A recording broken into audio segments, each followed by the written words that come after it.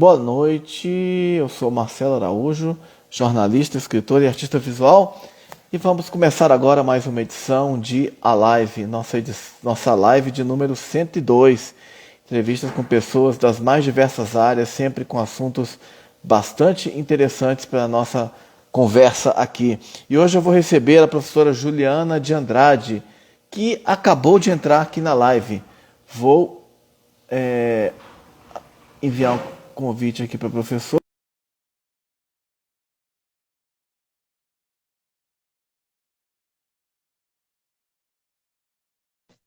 Ok, entrou aqui na Oi, tela. querido. Oi, boa noite, Muito professora, tudo bem? prazer, tudo bem, Marcelo? Deixa Prazer eu imenso tê-la aceitar, aqui. ajeitar. Prazer é meu. Deixa eu ajeitar para Obrigado. ver se tá certinho. Tá certinho, né? Tá dando Certinho, certo. você está me vendo bem, me ouvindo bem? Eu sempre pergunto porque às vezes o Instagram dá umas Não, coisinhas super assim. bem. Tava vendo que estava meio escuro, mas Uhum, tá bom, tá razoável, razoável. tá ótimo, tá ótimo. Opa. Bom, Minha irmã. professora Juliana de Ah, Andrade, em não, primeiro não. lugar, eu queria agradecer imensamente a sua presença hoje aqui. Obrigado por ter vindo para falar da oficina que você vai participar na quarta-feira da próxima semana, mas também de outros assuntos. Muito obrigado por aceitar o convite. Imagina.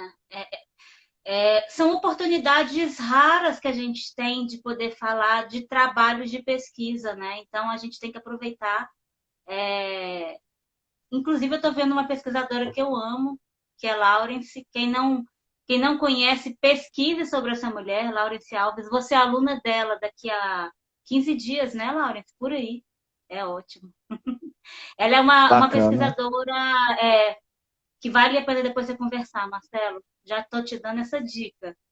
Com certeza, pô, e a dica já está anotada aqui. Juliana, eu sempre faço uma pequena introdução apresentando o convidado, a convidada da noite, né? Eu tento ser o mais breve possível. Hoje eu vou me estender só um pouquinho mais, porque eu vou falar da oficina, vou falar assim, só vou antecipar aqui, passar algumas informações Mas aí, básicas divulga sobre aí a pra gente. oficina, e aí eu faço uma breve apresentação sua e passo para as perguntas, e aí prometo que vou falar o mínimo possível. Pode ser? Pode, manda. Tá bom, obrigado. Bom, então comecemos. Lugar de mulher é na cozinha? Essa expressão, nascida sob o signo da depreciação e do machismo, está sendo convertida em lema por mulheres, chefes, professoras, estudiosas e empreendedoras do mundo inteiro, que decidiram se contrapor à desigualdade de prestígio entre homens e mulheres à frente das grandes cozinhas profissionais. No mês da mulher, há objetos sim, projetos culturais, inclusive esse texto que eu estou lendo foi preparado pela equipe dessa empresa. Em parceria com a Secretaria de Cultura e Economia Criativa do Governo do Distrito Federal, a SESEC decidiu promover uma oficina que afirma o protagonismo feminino na alta gastronomia. Esse evento conta com recursos da Lei Aldir Blanc, né? É importante a gente mencionar, né? Um instrumento que foi criado para reduzir os impactos da pandemia na comunidade artística e cultural, né? Iniciativa do Congresso Nacional. E a oficina Lugar de Mulher é na Cozinha reunirá duas professoras de gastronomia do Instituto Federal de Educação, Ciência e Tecnologia de Brasília, IFB, a doutora, mestre, chefe, empreendedora e professora Ana Paula Jacques e a mestre, professora e doutoranda Juliana de Andrade, com quem estamos hoje à noite, para um bate-papo virtual sobre o tema. A iniciativa se soma à programação do governo do Distrito Federal em homenagem ao dia 8 de março, Dia Internacional da Mulher, e será oferecida gratuitamente no próximo dia 24 de março, às 19 horas, online, claro. Estamos no período de pandemia. Como as vagas são limitadas a 50 participantes, é preciso se inscrever no site, né? A professora Juliana de Andrade vai nos dar alguns detalhes sobre a programação já já. Eu coloquei o link aqui nas postagens de divulgação, mas também tem os contatos do e-mail da Objeto Sim, né? Que é a empresa que está produzindo, né, de projetos culturais, objetosim@gmail.com, e também tem o contato aqui da comunicação da Secretaria de Cultura do Distrito Federal, que é comunicação, comunicacão, né? @cultura.df.gov.br. E agora a professora vai falar já já sobre esse evento, dar algumas informações, e eu vou fazer uma breve apresentação dela. Juliana de Andrade é professora de gastronomia do Instituto Federal Tenho até de medo dessas Educação. apresentações, fico até tensa, Marcelo. Tenho Imagina, até medo de apresentação, vai. Acho chique, vai. é muito rápido. É professora de gastronomia do Instituto Federal de Educação, Ciência e Tecnologia de Brasília, IFB, como falamos há pouco, e doutoranda em psicologia na linha de pesquisa Cultura Contemporânea e Relações Humanas, na Universidade Católica de Brasília, onde também se tornou mestre em psicologia. Atua como coordenadora do projeto Cozinha Invisível, que aborda tanto o campo de trabalho da mulher na cozinha profissional, principalmente as cozinheiras, como busca discutir a representatividade da mulher na gastronomia e a percepção sobre o seu trabalho. Juliana de Andrade também integra o Foodies, grupo de pesquisa em inovação, educação empreendedora e sustentabilidade aplicados à gastronomia e ao turismo, que é uma iniciativa do CNPq com o IFB. Já já ela vai falar sobre isso para a gente também. Professora Juliana de Andrade, eu queria inicialmente saber de que forma surgiu o seu interesse pela gastronomia. Então, Marcelo, antigamente, no meu tempo, no início da formação, a gastronomia não era um curso, não era uma opção de curso na minha época. A gastronomia foi o meu segundo curso superior, o meu primeiro foi psicologia, mas em retrospectiva, a cozinha sempre teve muito presente na minha vida. Minha irmã, inclusive, se ainda estiver aqui, pode afirmar que a cozinha sempre foi minha área de interesse. Eu uso o mesmo exemplo sempre, mas eu acho relevante. Eu sou uma criança, eu fui uma criança do tempo do Sítio do Pica-Pau Amarelo, primeira versão. Eu me interessava, quem eu queria ser era a tia Anastácia. Eu nunca me interessei em ser outro personagem. Eu achava grandioso, eu achava super poderoso. Aquela personagem me trazia né, Cíntia? Muita coisa da infância. Ela me trazia muito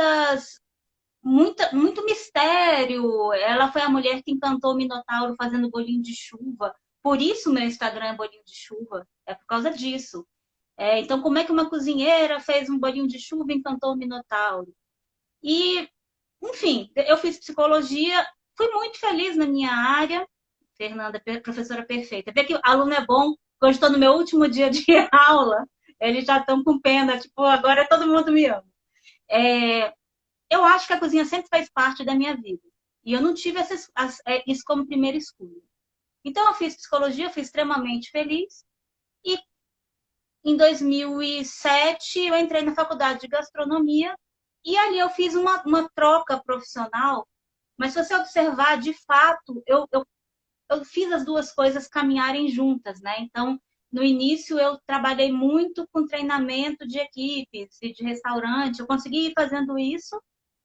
O meu mestrado foi em psicologia, exatamente estudando o trabalho das mulheres na cozinha profissional. E o meu doutorado também trata da área de alimentação, que são pesquisas ligadas à fome, à distribuição de alimentos, à fome.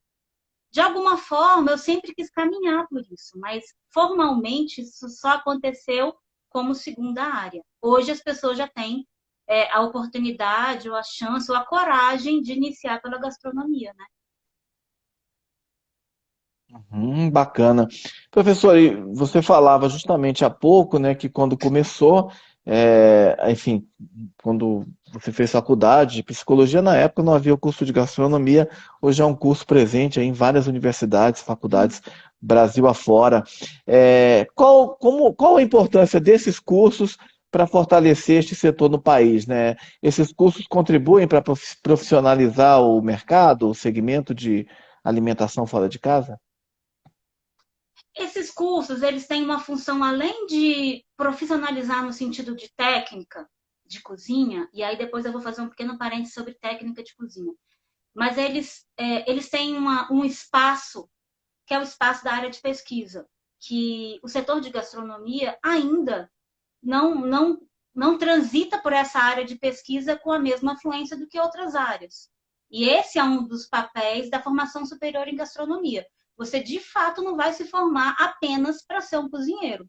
Apenas, não estou reduzindo essa função. Eu, inclusive, me apresento como cozinheira. Acho uma profissão muito nobre, carregada de muita sabedoria acadêmica e uma sabedoria ancestral. Né? Muito de cozinha você não vai aprender na faculdade, você vai aprender numa prática. Existem vários cozinheiros que não têm a formação em gastronomia, eles têm uma formação prática. O que a formação superior, né, enquanto curso, vai te dar na gastronomia, nessa formação, são oportunidades outras dentro do setor. A pesquisa é uma delas. Eu queria lembrar que eu mesma sou uma professora muito orgulhosa de gastronomia do Instituto Federal, uma instituição de ensino que eu acredito muito no projeto, e lá se oferta também a formação técnica. Então, antes de uma formação superior, você pode fazer uma formação técnica. Aqui no Brasil, a gente não entende ainda, eu acho, né, a relevância e a importância de uma formação técnica. Ela fica sendo vista como abaixo da superior, como, de fato, para alguns profissionais, ela já resolve a sua demanda de formação. Então, no que eu acredito? Eu acredito numa profissionalização da área de gastronomia para que a área cresça com uma estrutura melhor para todos que estão envolvidos. Hoje, se a gente observar, o trabalho precarizado vai acontecer, pode ser visto inúmeras vezes nesse setor ligado a bar, a restaurante e a própria gastronomia. A desvalorização do produtor rural é uma ligação à gastronomia. A fome, a desigualdade social, né? E essa distinção alimentar que a gente faz é ligada à gastronomia. Alimentos em extinção, questões de gênero, inúmeras questões podem ser trabalhadas através dessa área da gastronomia. Então, todo aluno meu escuta eu falar, olha, a sua função não é só cozinhar. Então, eles começam a entender que existe um outro espaço que eles podem transitar. E aí é aí que começa a brincadeira de verdade. Uhum. Muito interessante colocar desse ponto de vista, né, professora? Porque a gente vê que é um universo muito amplo, né? Você podia, por exemplo, falar um pouco da pesquisa e de como também essas áreas, né, de gênero, de desigualdade, como que a gastronomia ela pode intervir nessas áreas e levar projetos, enfim. É, Samuel, querido, eu estou falando com meus alunos porque eu estou com saudade deles. Os professores de Claro. gastronomia é minha homenagem de hoje. Eu queria falar isso. A gente sofreu muito perdendo o espaço da cozinha prática. Para a gente foi como hoje é meu último dia de aula, é um espaço que a gente fica muito saudoso e os alunos também. Então, enfim. Bom, eu vou contar um pouco da história da pesquisa da Cozinha Invisível, que esse é o projeto que eu coordeno, e eu acho que ele vai fazer uma ligação interessante sobre as questões de gênero e de onde surge. O Instituto Federal de Brasília tem esses pilares: ensino, pesquisa e extensão. Então, um servidor docente, que é o meu caso, ele sempre vai trabalhar nos três pilares: ensino, pesquisa e extensão. Extensão seriam atividades para a comunidade externa, como essa. A oficina da semana que vem é uma atividade à comunidade externa. Né? É um pressuposto do Instituto que o conhecimento se expanda. Então, é bastante interessante. O Instituto tem um projeto, um edital interno que chama FABIM, que significa Fábrica de Ideias Inovadoras. Então, hoje, só para contextualizar as pessoas e aproveitar a oportunidade, o Instituto Federal de Brasília é dividido em 10 campos. São 10 campos por Brasília. Então, muita gente não sabe que no seu bairro talvez tenha um Instituto Federal. Cada Instituto Federal é ligado a uma área. O nosso Instituto Federal, onde eu dou aula, é um Instituto Federal ligado à área de alimentos. Então, lá é a gastronomia, tem a geografia, tem letras, tem hotelaria, tem hospedagem, enfim, panificação, enfim. Nesse projeto FABIM, eu submeti uma proposta, que era a Cozinha Invisível. Você submete essa proposta, ela é avaliada, se ela é uma proposta inovadora, se ela pode trazer, enfim. A Cozinha Invisível foi selecionada. Nesse ponto, eu quero fazer um parêntese. Quando a gente apresenta projetos de pesquisa na gastronomia, o que as pessoas esperam é que eu esteja pesquisando picolé, pão, bolo, um assado. Eles eles se surpreendem quando o projeto apresentado não está falando de comer. Ele está falando de coisas outras que venham a falar de comer depois. Então, a Cozinha Invisível começou nesse sentido. Ela é uma exposição fotográfica, né? Eu te mandei, né, Marcelo? Ela era formada por monóculos, e era inovadora já desde o início por esse sentido. E a gente apresentou ela no Fabinho, ela passou como um dos projetos inovadores, a gente apresentou no evento nacional, e ele vai sendo avaliado. Esse projeto foi sendo avaliado, ele ficou entre os 20 melhores. Desses 20 melhores, ele começou a ser convidado para ir para outros eventos científicos. Qual é a relevância disso? É porque a gente consegue levar a gastronomia para eventos onde se discutem áreas outras, que não as nossas de sempre. Então, eu estava no evento onde eu tinha a engenharia presente, uma filosofia e a gastronomia colocada. Então, eu cansei de ver, na hora de apresentar o projeto, alguém me perguntar, mas você trouxe degustação? O que vai ter para comer aqui depois? Porque eles viam gastronomia e FD. Então, são pequenas barreiras. Aí quando você fala, olha, não, isso é um projeto que fala do apagamento de mulheres na construção da cozinha profissional. É impactante. E a primeira pergunta é, mas mulher não é na cozinha? Mulher não tem, o espaço da mulher não é a cozinha? Então, a gente começou a ver que existiam barreiras anteriores ao próprio projeto. A expectativa de que gastronomia só falasse da cozinha, a prática de comer. Enfim, esse projeto cresceu, ele criou as próprias pernas, ele criou a própria dinâmica dele, e existe um evento mundial, obrigada, Léo, existe um evento mundial que chama Parabéri Fórum, ele é o Fórum Internacional de Estudos de Cozinha e Gênero. É muita coisa, porque é uma área árida a se trabalhar. Eu, pessoalmente, quando fiz mestrado e era o estudo de gênero, aconteceu muitas vezes alguém me falar, mas você não é aquele tipo de feminista, mas você vai falar dessas mulheres, gente, que trabalho complicado. Eu via um tipo de choque na cara das pessoas, porque eu queria estudar isso, porque eu não estudava uma coisa menos complexa, menos polêmica. Tá, voltando ao Parabéri Fórum para contar a estratégia da pesquisa. E ela seleciona o Parabéri Fórum, né? Seleciona projetos pelo mundo para apresentar no evento anual. Então, em 2020, nós fomos chamados para o evento mundial do Parabéri Fórum. E foi um choque. Eu enviei o projeto no sentido de treinar. Eu vou treinar, vou enviar esse projeto, vamos ver o que acontece. E ele foi selecionado para ir para o evento mundial como um dos projetos de destaque ligados à cozinha e gênero. E, para nossa surpresa do Instituto, a gente teve um outro projeto do Instituto selecionado, que é o da professora Ana Paula Jacques, que vai estar comigo na oficina da semana que vem, que é um projeto ligado a mulheres do Cerrado. Ela tem um projeto que chama Cerrado no Prato. Então, foi muito impressionante que duas pessoas da gastronomia, do mesmo lugar, a gente não falou que a gente ia enviar. Era tão surreal que eu acho que a gente não teve coragem. E quando ela me falou, eu falei para ela, foi um choque. E aí a gente olhou e pensou, bom, a gente precisa colocar esses projetos para falarem com outras pessoas, além dos nossos alunos. E foi assim a história dos nossos projetos, entre outros projetos que a gente faz no Instituto.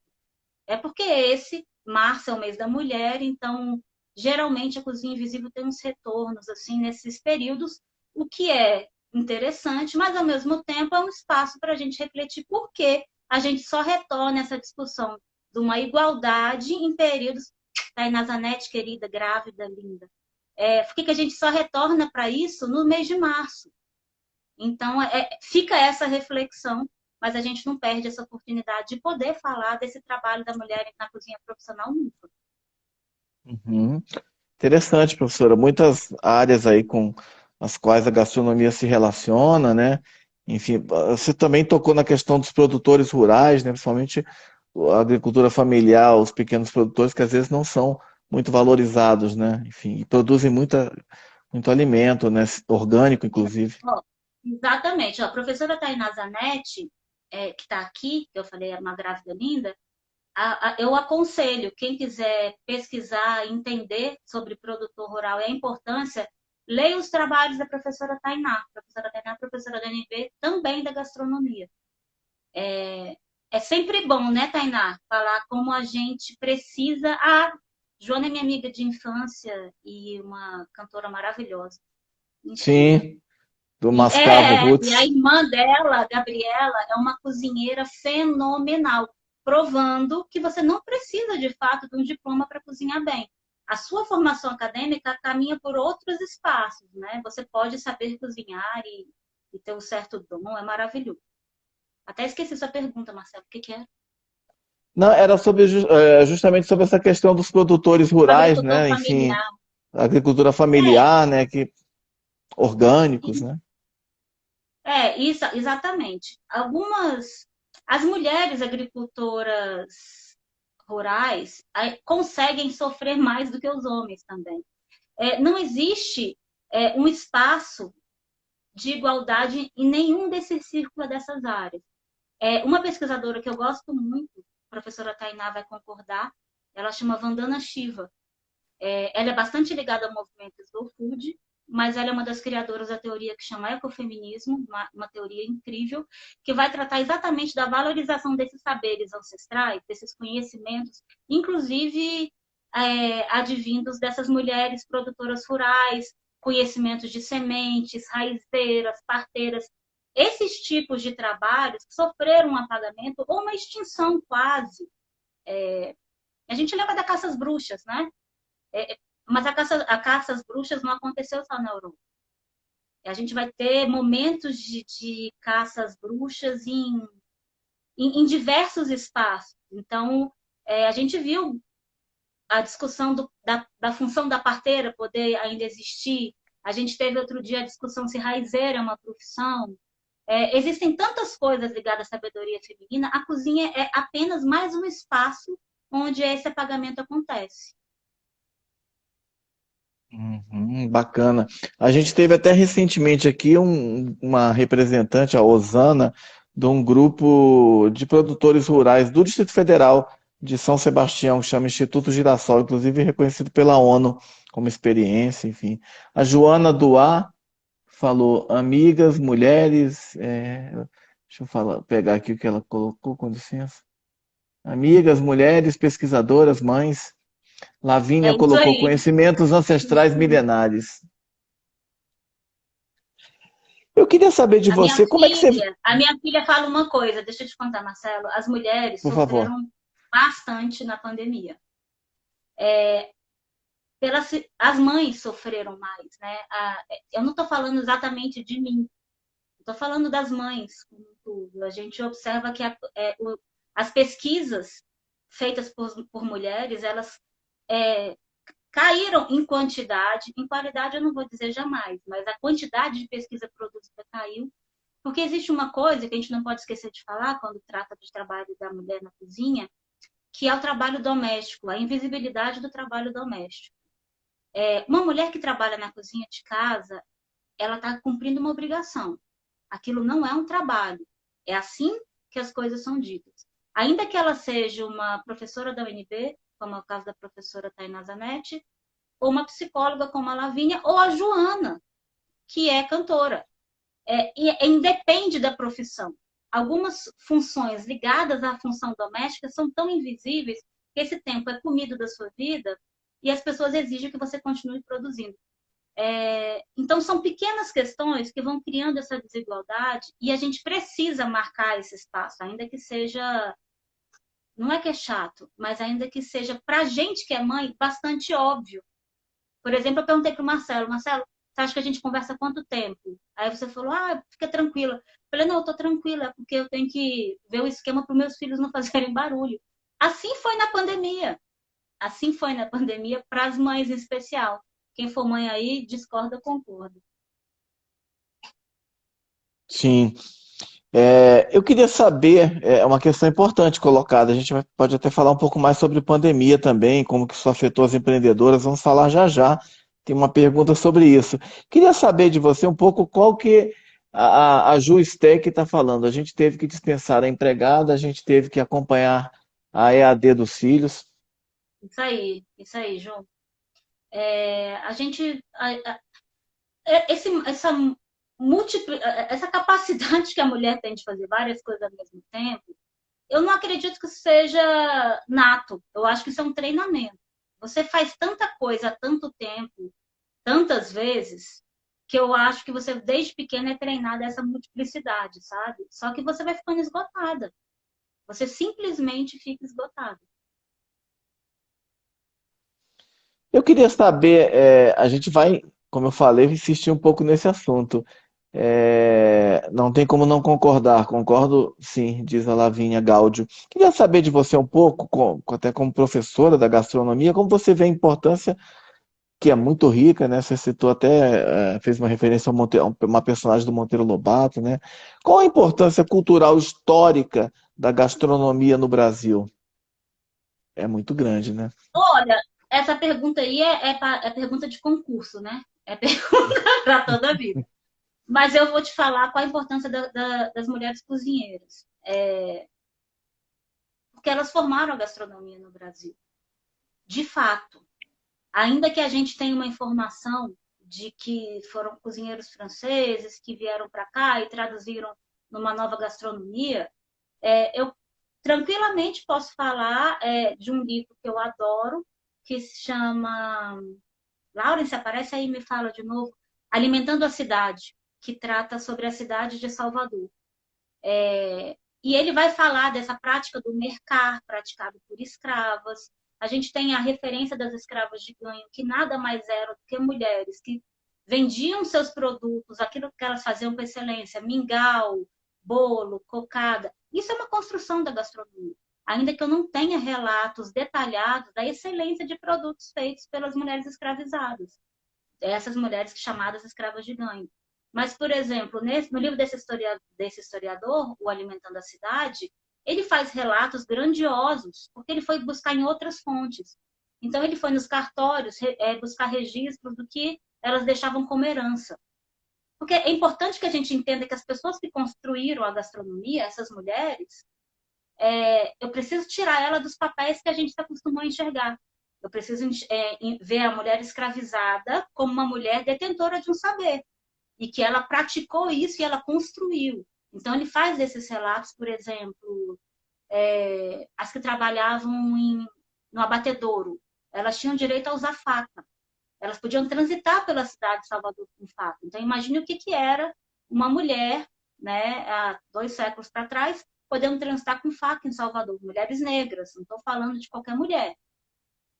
Falando de mulheres negras, quero dizer que esse espaço da cozinha doméstica, para mulheres brancas, ele tem um espaço. Para mulheres negras, ele acompanha um outro espaço. Essa questão interseccional, gênero, raça, classe, Angela Davis, para quem gosta, eu adoro, ele precisa ficar marcado. Enfim, quem construiu a história da gastronomia também foram mulheres. Na verdade, na sua maioria foram mulheres.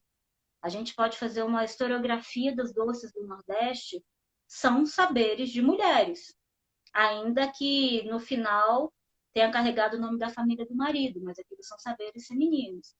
As mulheres que vieram da Itália e foram morar em São Paulo. As primeiras casas de comida italiana foram feitas e eram as próprias mulheres que faziam.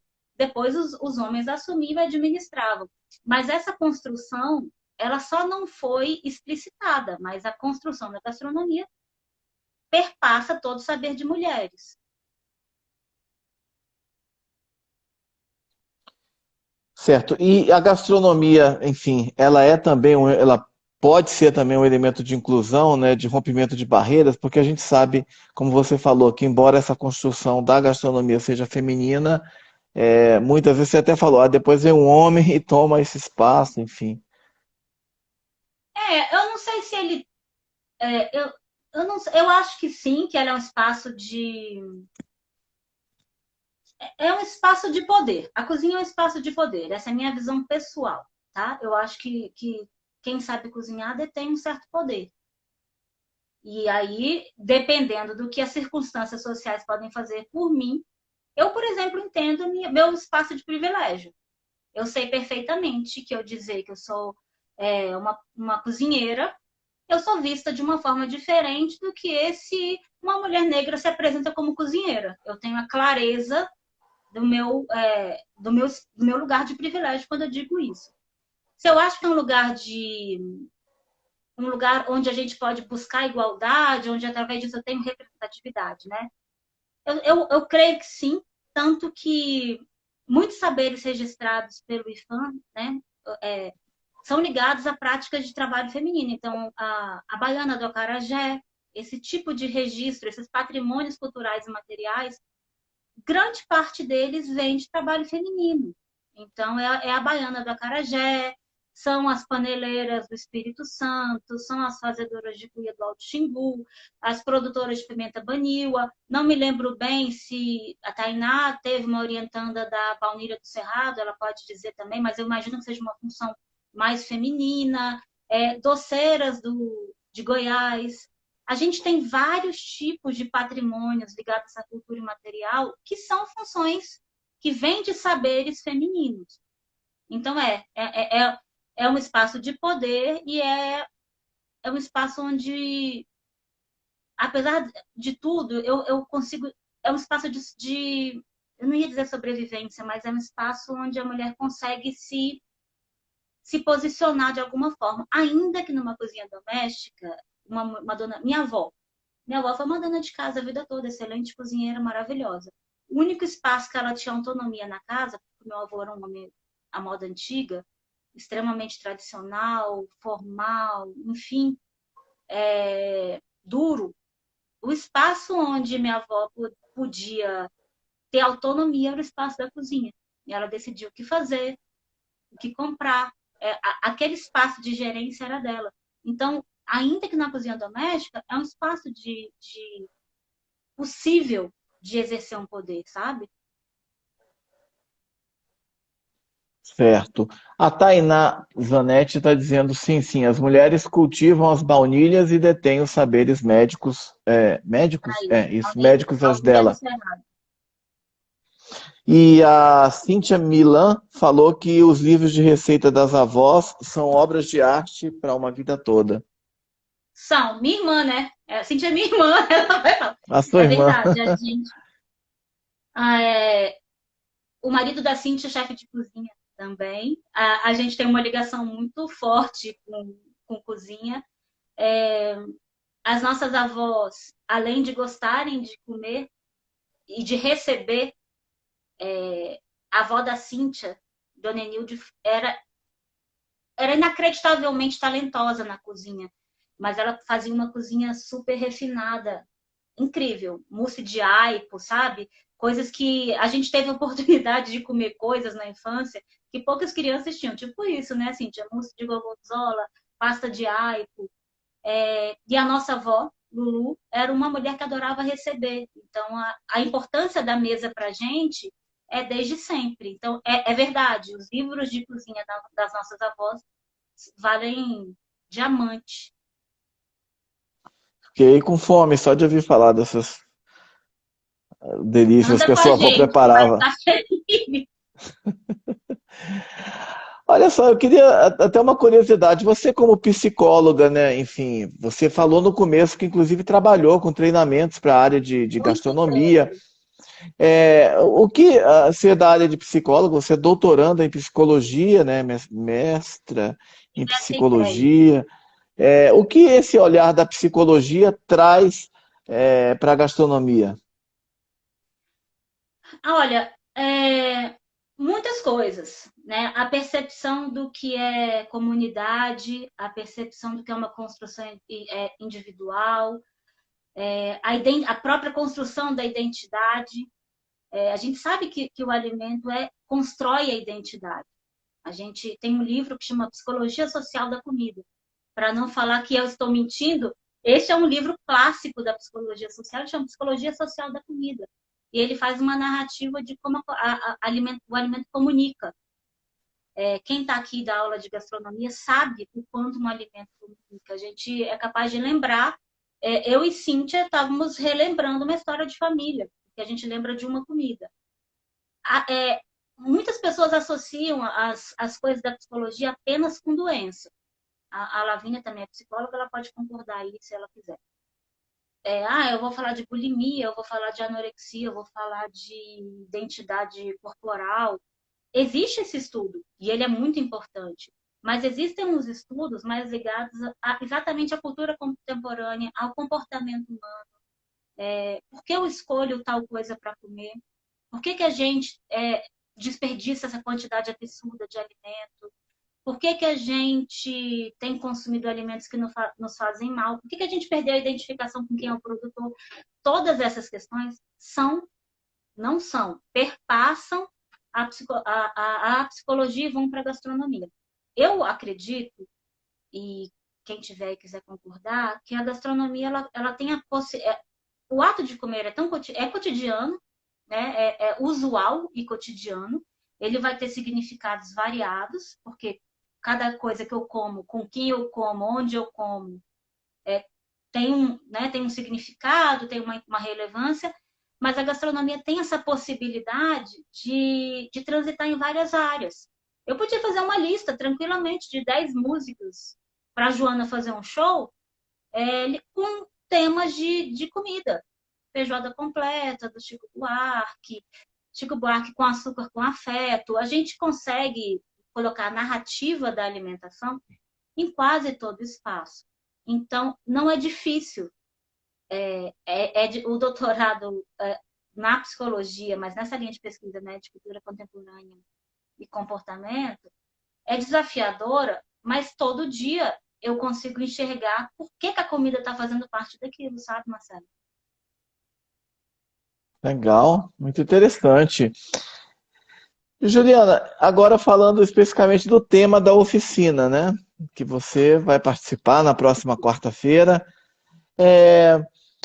Como ressignificar uma expressão, né, uma frase, né, que lugar de mulher é na cozinha, né, usada tanto tempo de uma forma pejorativa, né, para depreciar o papel da mulher na sociedade, né, transformando uma frase extremamente machista, patriarcal. Como pegar essa expressão e transformar num lema de empoderamento, né? Questionar isso e pegar essa semântica e fazer dessa semântica um mote para a luta. Olha, você sabe que não foi nada, não foi a gente quem pensou isso. Isso foi uma resposta das pessoas que já participaram de outras coisas que a gente fez ligada a essa temática. Então sempre existe isso. É uma pergunta. Mas o lugar da mulher é na cozinha? Mas sempre me falaram que o lugar da mulher não é na cozinha. Então não é nosso. Entendeu? Não é nosso. Mas sobre essa fala de esse lugar de mulher na cozinha, quem disse que não é?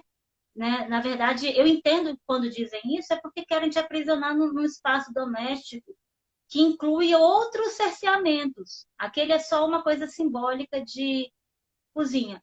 Porque eu vi que Isa está aí, não sei se ela ainda está. Mas a gente tem um grupo, um grupo de estudos, é um coletivo de estudos que a gente chama de beterraba, de tão profundo que são as discussões, que trabalha com cozinha e gênero. Ele é fruto de um projeto de extensão. Eu estou falando tudo isso porque quem se interessa pelo tema pode buscar. Ele é fruto de um projeto de extensão da UFRJ,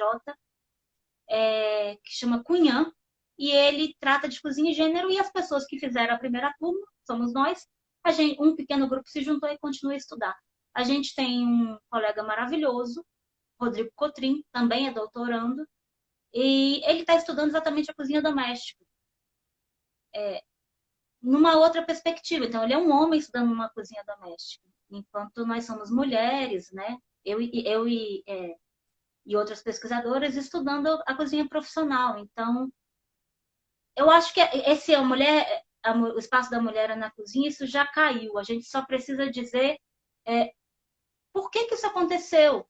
Ainda existe, para muitas mulheres, ainda é o único espaço permitido.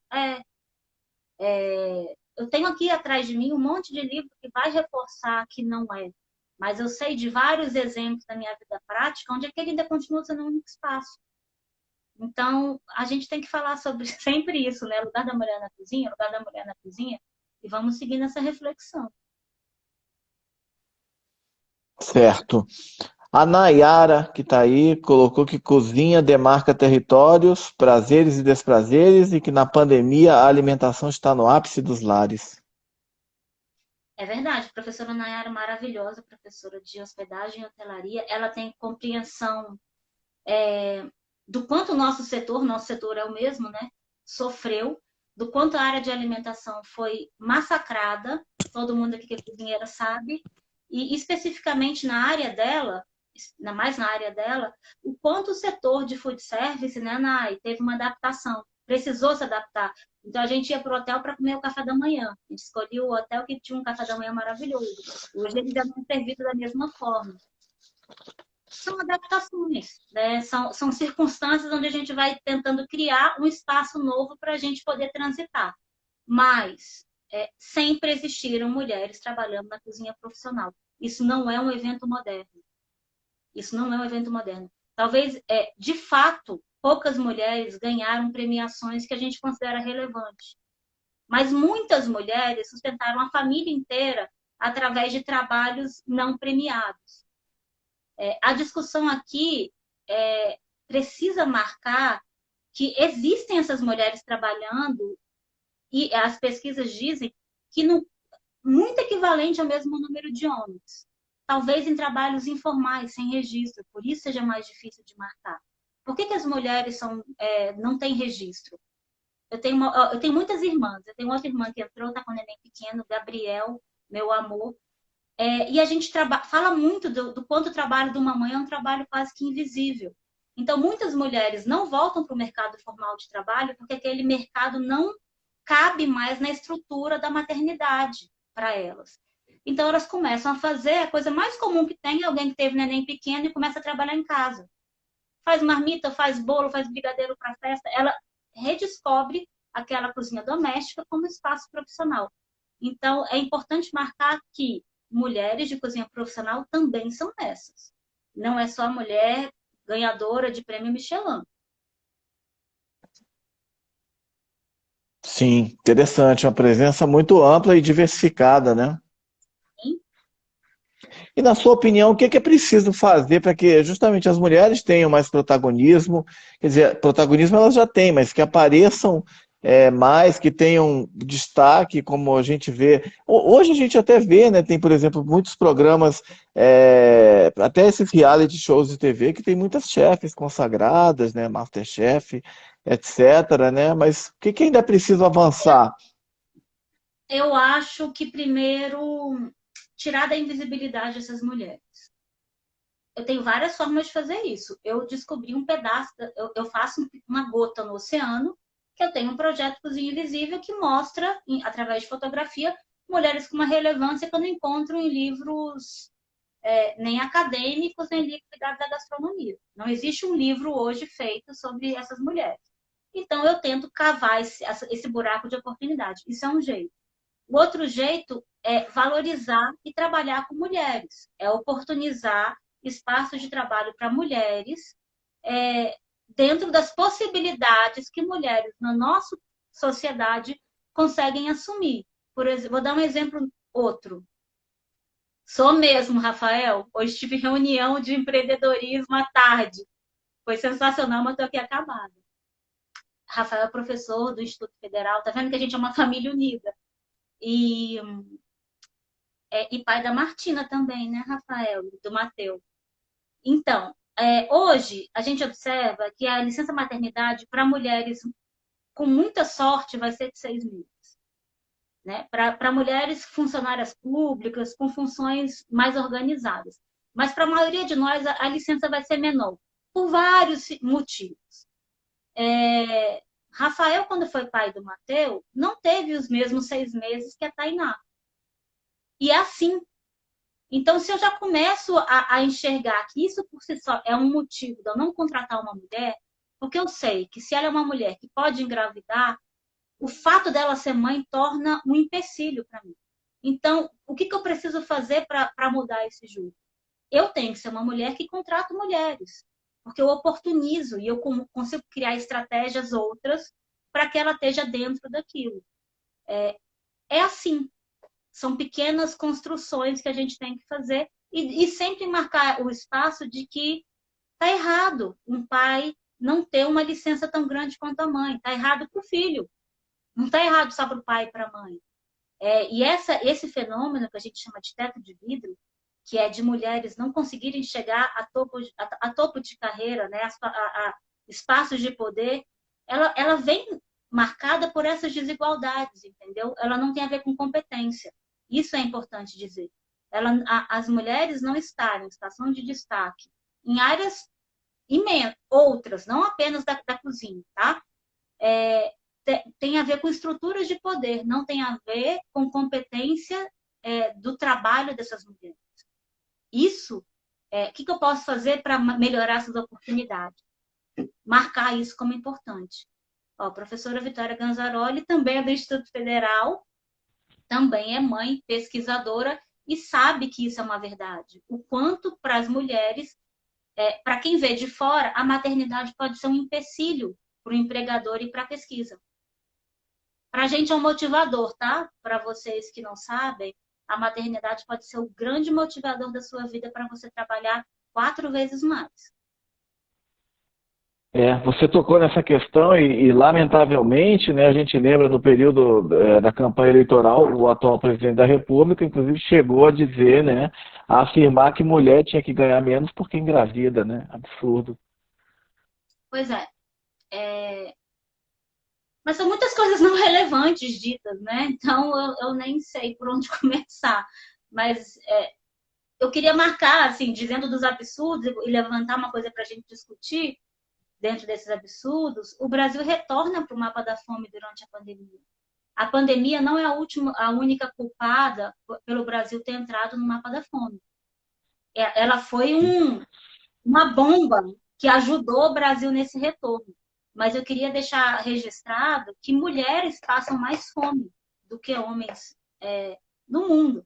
Não é no Brasil, no mundo.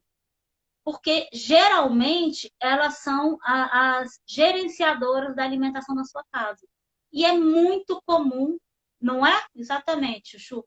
E é muito comum que as mães administrem de tal forma que, para não faltar para os filhos, falte para ela. Então, existem pesquisas, dá um Google, no Google sério, não no Google escolar, no Google mais assim, que vocês vão achar várias pesquisas onde vão afirmar, olha, as mulheres passam mais fome do que os homens. Então, as questões ligadas à alimentação não vão falar apenas da cozinha profissional. Elas vão falar de como de como o alimento ele vai ser um marcador da desigualdade, sendo a profissão da pessoa ou sendo apenas a comida.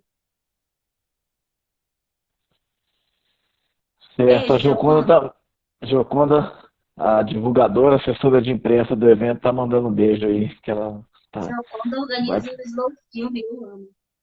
Sim, muito bom o festival.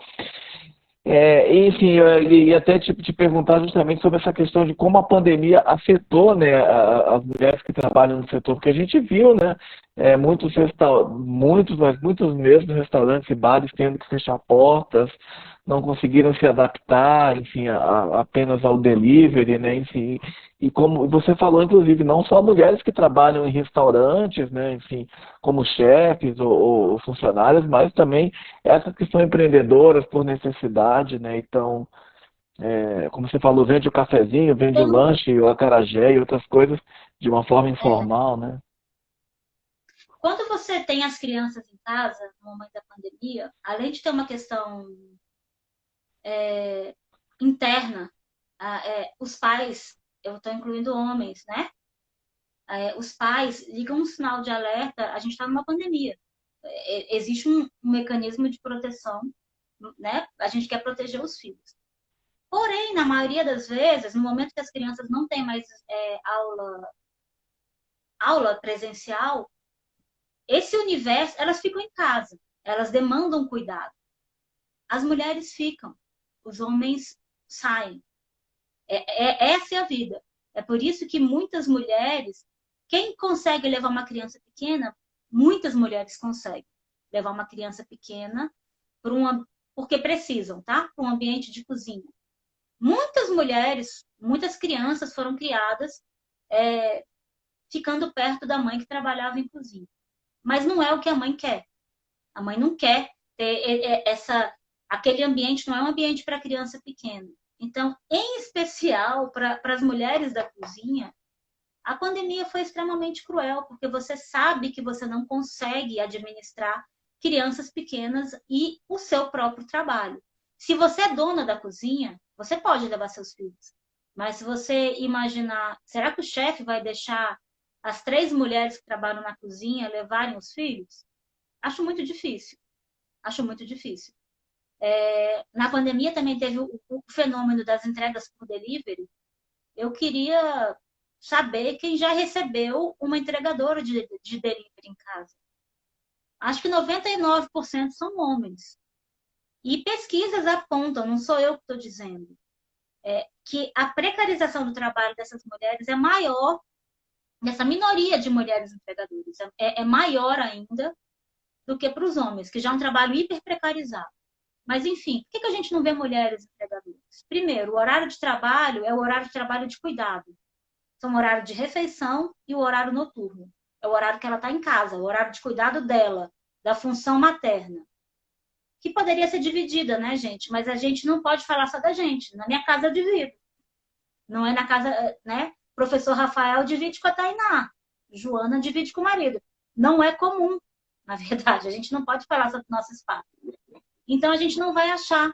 A gente quase não vai achar mulheres entregadoras de delivery, que virou uma alternativa de profissão, ainda que com as suas precarizações. Ó, Bela, cozinheira maravilhosa, chegou. Enfim, esses espaços vão ficando super restritos e pequenos para as mulheres, ainda que as mulheres tentem, de alguma forma, se adaptar a eles. Mas são muitas camadas de desigualdade que vão se colocando.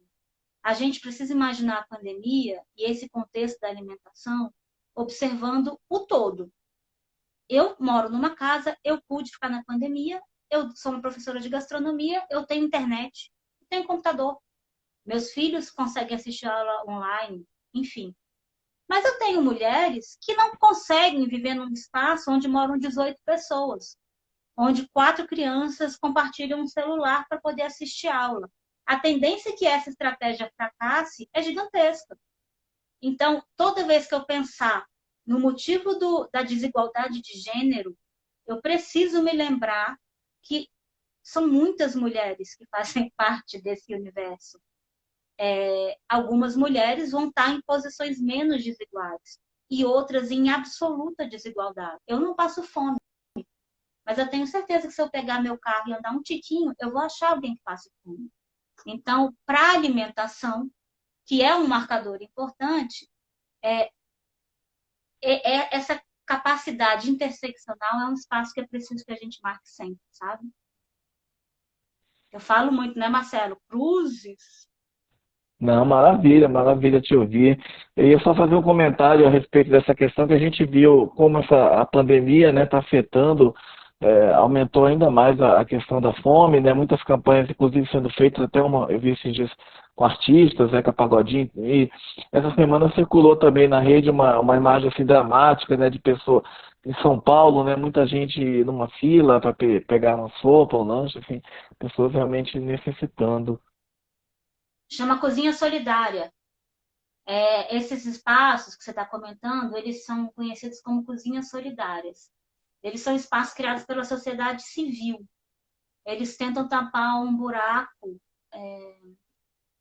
Enfim, no primeiro dia desse governo, foi extinto o Conceia. Se a gente está falando de igualdade de gênero, Gabriela vai lembrar desse dia. No segundo dia do governo atual, o Conceia, Conselho Nacional de Segurança Alimentar, ele foi extinto. E, em sequência, tiveram várias outras questões que foram contemplando a volta do Brasil ao mapa da fome.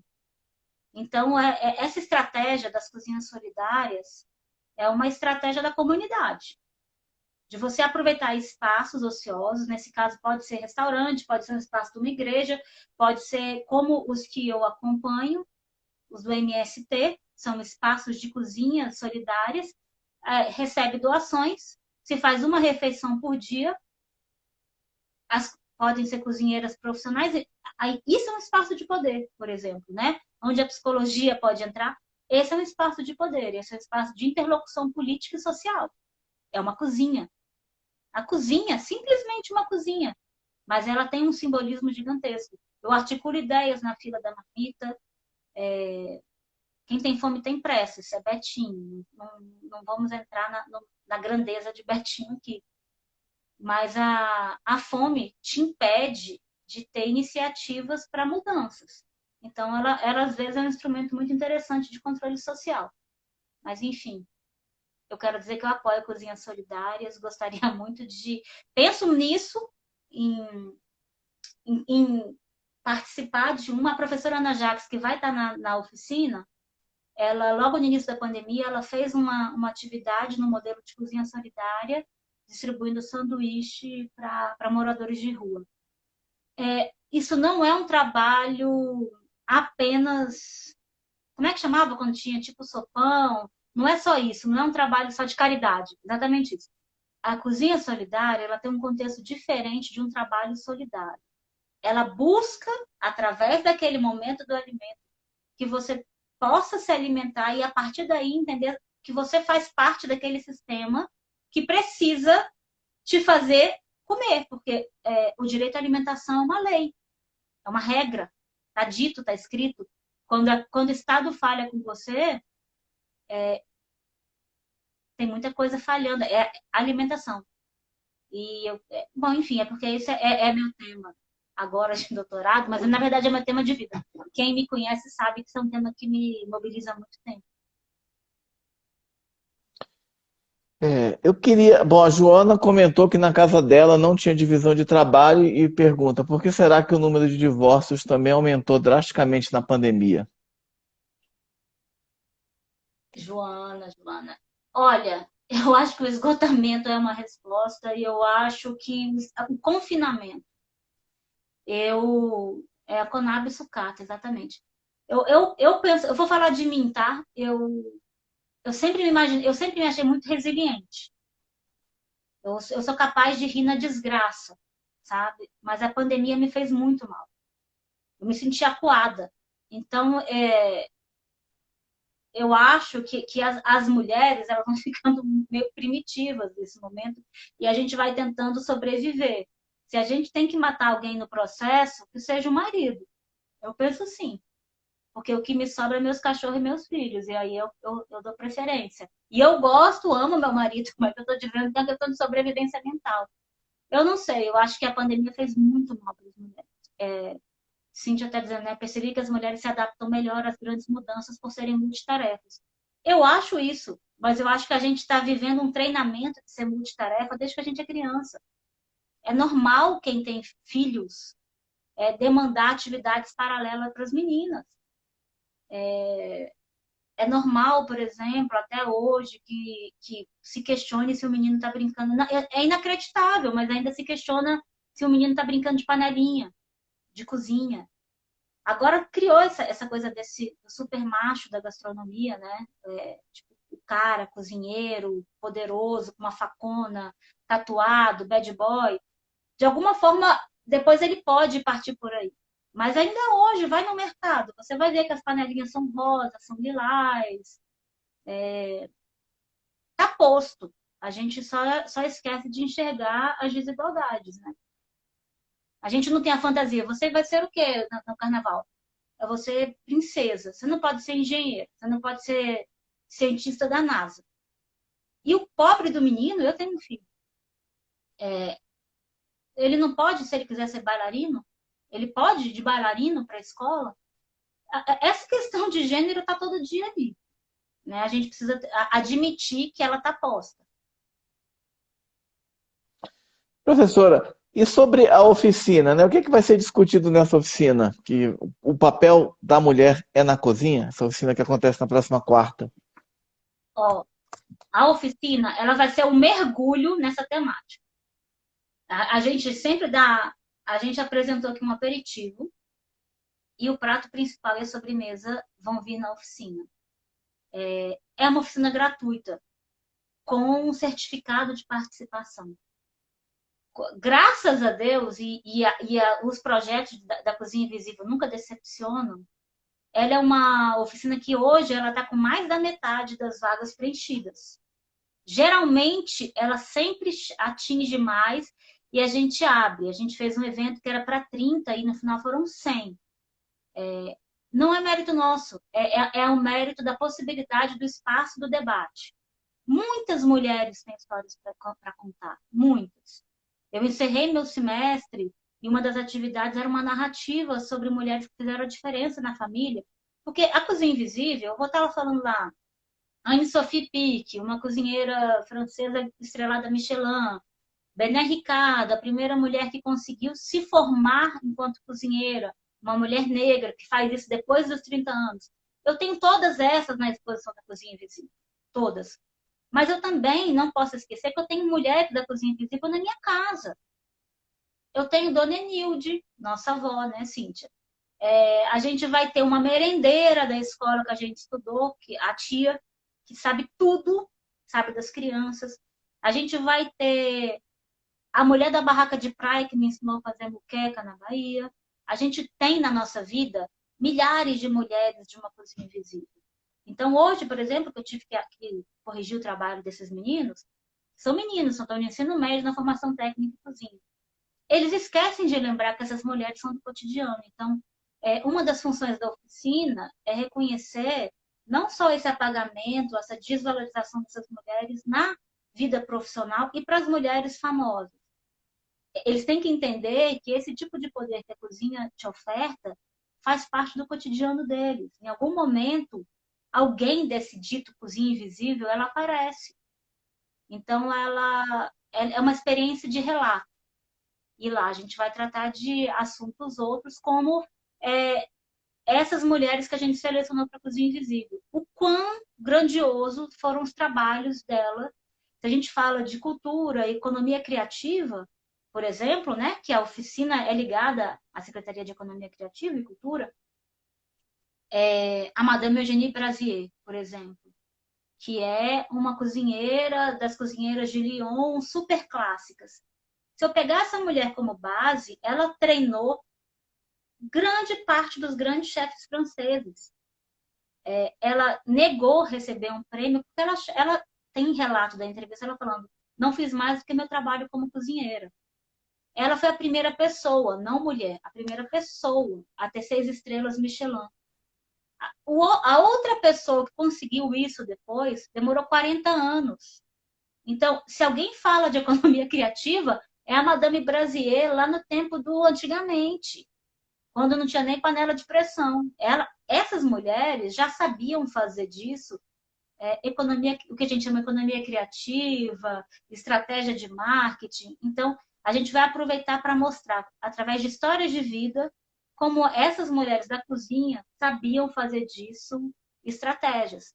As ganhadeiras eram excelentes vendedoras, excelentes estrategistas numa articulação social.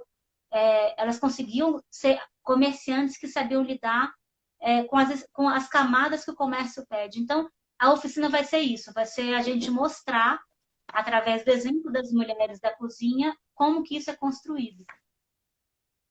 Vai ser bom, gente. Vai, divulguem. Quem vai assistir depois dessa live, vai lá. Tem mais 25 vagas. Legal, 25, tem vaga então ainda, né? E a exposição está onde? Tem algum link para as pessoas entrarem e verem a exposição do projeto Cozinha Invisível? Tá no site Comida para Pensar, PRA, informal, Comida para Pensar. É só colocar e já vai ter uma lightzinha lá da Cozinha Invisível.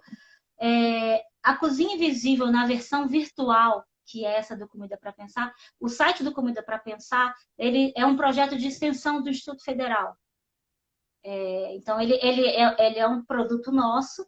Ele está dentro da linha de projetos da professora Ana Paula Jacques, do Cerrado no Prato, e ele está recepcionando, né, Déia, generosamente.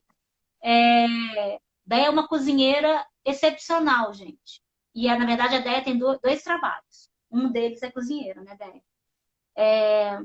e ele está hospedado. A Cozinha Invisível, vocês sabem, eu já disse, né? Ela era de monóculos, mas no universo online ele precisou ser transformado.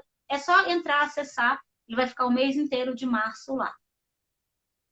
Comida para Bacana. pensar.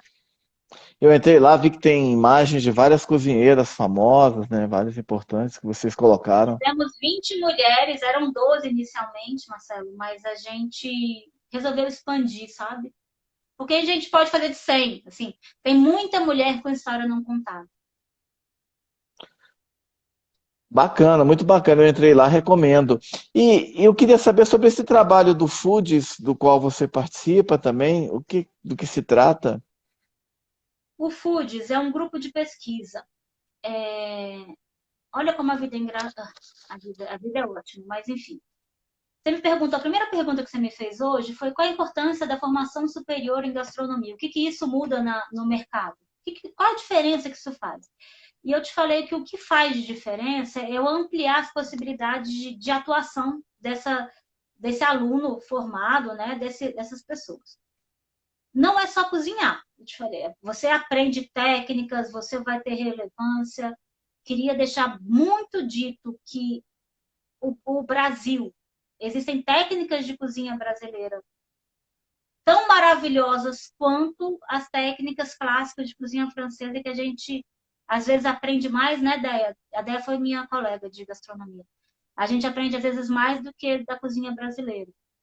Por que a cozinha brasileira ainda não teve esse registro das suas técnicas tão organizado quanto a cozinha francesa? Porque esses saberes tradicionais e a cozinha e as técnicas de cozinha são dentro de saberes tradicionais, não teve relevância. Esses apagamentos históricos que as mulheres sofrem têm a ver com muitas questões. Entre elas, as mulheres não eram alfabetizadas antigamente. Então, as formas de registro vinham de homens. Eu dependia de alguém para escrever para mim. E da onde vem o Foods? Foods é um grupo de pesquisa do Instituto Federal de Brasília. É um grupo de pesquisa que vai pesquisar gastronomia, empreendedorismo e inovação. Ele é formado só por mulheres. A professora Vitória, que estava aí, também é do Foods. Qual que é a nossa intenção? Fortalecimento de pesquisas de gastronomia.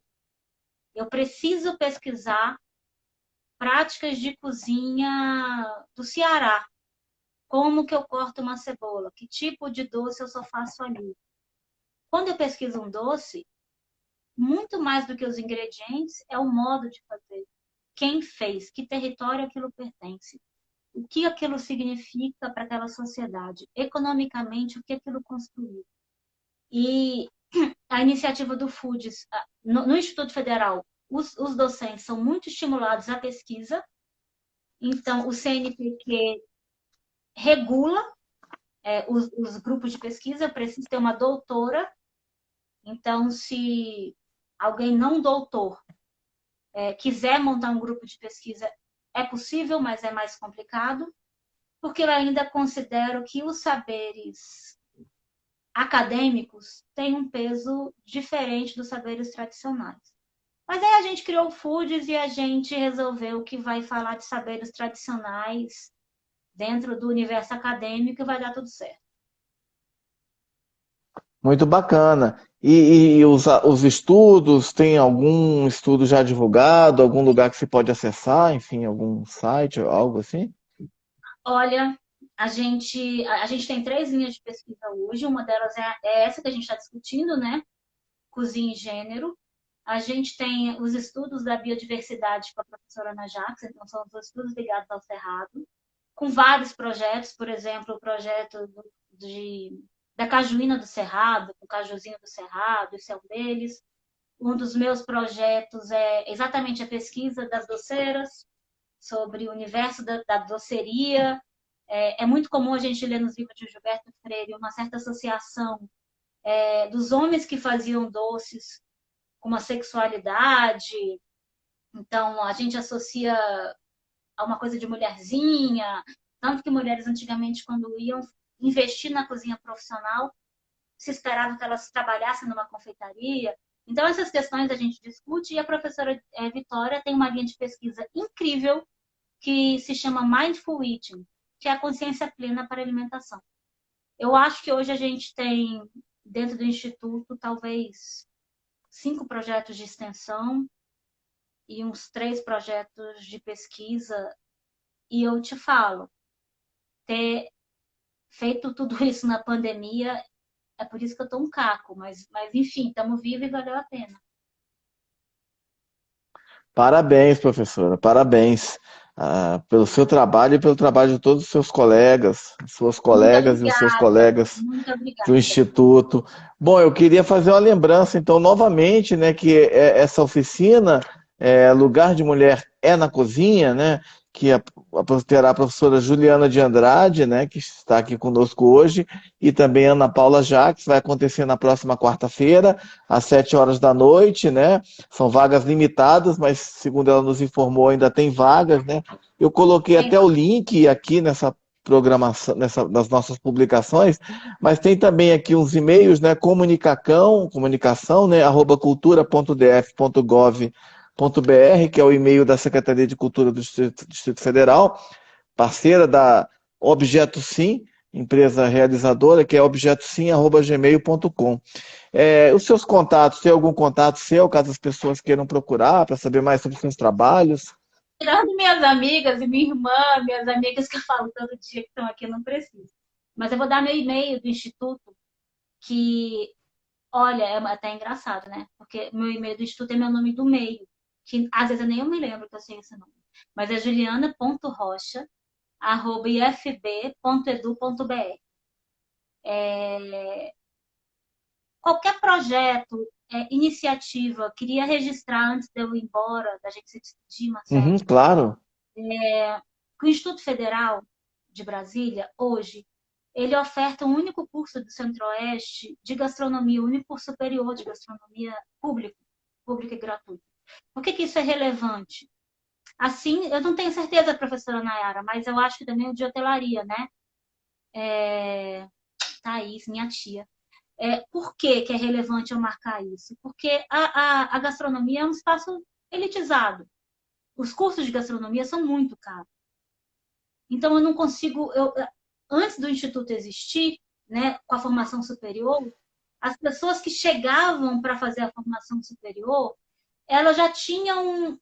Elas estavam em outro espaço, né? Elas tinham outro espaço para alcançar. Ninguém consegue pagar R$ 2.000. Ninguém não. Poucas pessoas conseguem pagar R$ 2.000. Sei lá quanto que é hoje, daí, uma faculdade de gastronomia. Mas a possibilidade do Instituto Federal ofertar essa formação pública e gratuita oportuniza que a gastronomia receba talentos de outros lugares. Né? Esse recebimento de conhecimentos que a gente tem, eu ter tido alunas quilombolas, por exemplo. Quem ganha sou eu, que sento e escuto o saber de erva. Né, Tainá? Não é verdade essas possibilidades? A professora Tainá tem um projeto maravilhoso, Piquenique, da UNB, é um projeto de extensão. Nós somos muito irmanadas em trabalhos coletivos. Eu acho que isso é uma característica feminina. A gente sempre trata da outra e puxa a outra para trabalhos que nos levem juntas a um lugar maior. Eu acho que uma coisa as mulheres entenderam de alguma forma, que se a gente se junta, o movimento é maior. Isso, pitadas de cerrado, né, Tainá? Se a gente se junta, o bolo vai mais longe. Então é isso. São essas colocações e as formações técnicas do Instituto também, em diversas áreas, em diversas formações, exatamente, Déia. E uma coisa importante, Déia, me corrige aí. Os espaços de igualdade, a gente precisa defender igualdade de gênero, homem e mulher. Mas existem outras coisas. Existe o universo trans, né? Existem outras mulheres que não só aquelas que nascem mulher. Então, não poderemos esquecer que quando eu falo de diversidade de gênero, eu não estou falando só de mulher. Muito legal, professora. Parabéns aí ao seu trabalho, ao trabalho de todos os seus colegas, professores de proporcionar, né, esse curso de gastronomia público, gratuito. Viva a educação pública e gratuita, né, que Viva! democratiza, né, o acesso, né, como você bem falou, né, possibilidade de que não só quem tenha dinheiro possa ter acesso ao conhecimento. É. E, e eu espero que quem está aqui possa estar comigo um dia na cozinha. Gabriela, eu já falei de você, que você é excelente cozinheira, falou da Escofianas, um livro do Alex Atala. Vânia, Vânia foi orientadora da minha filha, maravilhosa, a gente já conversou sobre educação. Paola Carrossela faz oficina só para trans. A educação é transformadora, acho que todo mundo sabe isso, mas eu queria também dizer que em tempos de pandemia, a educação se tornou mais desigual do que nunca. Quando eu imagino que todo mundo tem acesso à internet, eu tô louca. Quando eu imagino que todo mundo pode sentar e assistir sua aulinha online, com seu lápis de cor, eu tô fora de mim. Eu preciso entender que nem todo mundo vai conseguir isso.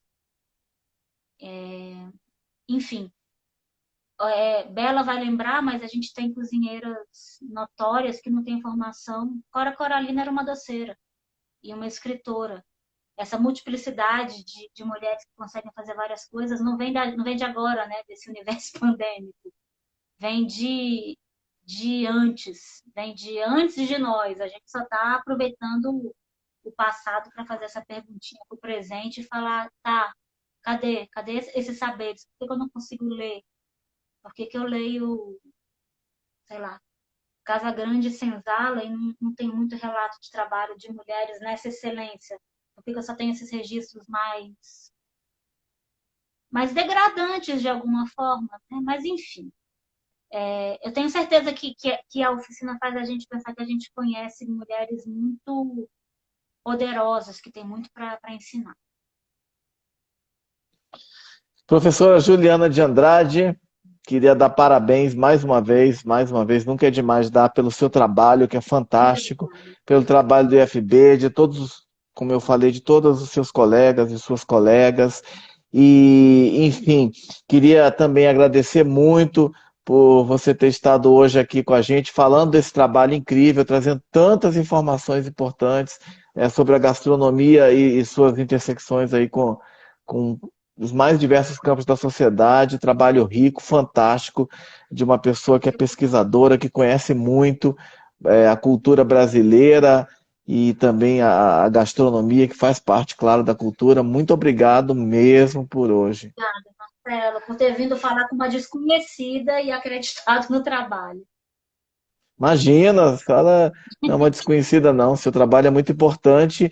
E chamar mais uma vez aí para a oficina, Lugar de Mulher é na Cozinha, a Isso. partir de quarta-feira, 7 horas da noite.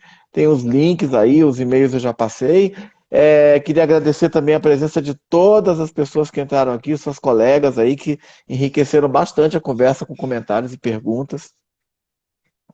Muito obrigada, gente. Muito obrigada por vocês. Nós somos um grupo incrível. Minhas irmãs que eu amo, minhas amigas que a vida me acostumou a ter amigas parceiras. E minha filha sempre fala, para você ver como a vida é engraçada. Ela fala, minha mãe só tem amiga de profissão diferente. E isso para ela é relevante. Para ela é maravilhoso. Então, muito obrigada. Meninas, divulguem, tá? Divulguem a oficina. Eu também sempre fui sua fã, Bela. Um beijo, gente. Muito obrigada por hoje, pela companhia. E lembrando que a oficina é online e gratuita. Não paga Gratuita nada, com mas as vagas. certificado, hein? Para aluno que precisa de hora de estágio, pelo amor de Deus, pega esse certificado aí, que eu sou orientadora de estágio, eu preciso disso aí. Tá certo, Beijo, gente. mas vagas Marcela, limitadas. Muito obrigado, Juliana. Sucesso nos seus projetos. Um abraço, boa muito noite e até a obrigada. Até a próxima. próxima. Tchau, querida. Tchau. Obrigada, gente. Obrigado a você. Valeu.